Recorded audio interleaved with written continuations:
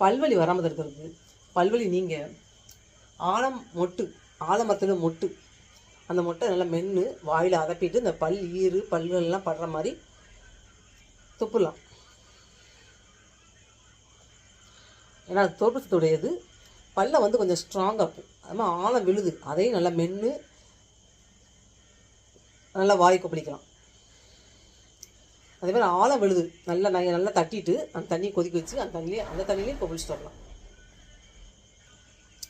பாகக்காய் செடியினுடைய இலைகளை நல்லா மென்று அந்த சாறுலாம் பல்லு ஈரெலாம் படுற மாதிரி நல்லா அதப்பி வச்சுட்டு அதுக்கப்புறம் துப்பிடலாம். பல்லுக்கு ரொம்ப ரொம்ப பாதுகாப்பு தேவைப்படுது பப்பாளி இலை. அத்தி மரத்தோட இலைகளை தண்ணியில் கொதிக்க வச்சு அந்த தண்ணியில் வாய் கொப்பளிச்சுட்டு வரும்போது ஈர்கள் தேய்மானம், ஈர்கள் சீல் பிடித்தல் நல்லா கேட்கும், க்யூர் ஆகும். இந்த அத்தி மரத்து இலைகளை வந்து நல்லா அரைச்சும் இந்த தண்ணியில் கொதிக்க வச்சுக்கலாம். அப்படியே கொழுந்தில் போட்டு கொதிக்க வச்சு அந்த தண்ணியை வாய் கொப்பளிச்சுட்டு வரலாம். ரொம்ப ரொம்ப நல்லது.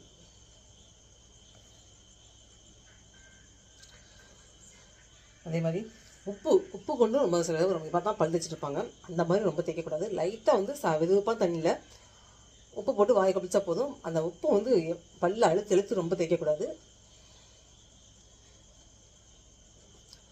பல் வெண்மையாக இருக்குது. சில பேர் லெமனை வச்சு தேய்ப்பாங்க. அப்படிலாம் செய்யவே கூடாது. பல்லோட எனாமல் பாதிக்கப்படும், ரொம்ப ரொம்ப பாதிக்கப்படும். அதெல்லாம் தப்பான பழக்கம். அப்படி செய்யக்கூடாது. பல் வந்து சுத்த வெள்ளையாக யாருக்குமே இருக்காது. கொஞ்சம் ஆரோக்கியமான பல்னால் லைட்டாக வந்து பழுப்பு கலரில் இருக்க தான் செய்யும்.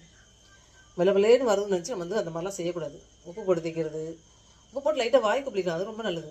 கரகரகான்னு தேய்க்கக்கூடாது. அதே மாதிரி ரொம்ப ஹார்டாக உள்ள ப்ரஷ் யூஸ் பண்ணக்கூடாது. மேலும் ஒரு வீடியோவில் அப்டேட் பண்ணுறேன். என்னோட சேனல் தொடர்ந்து பாருங்கள். Raji beauty health.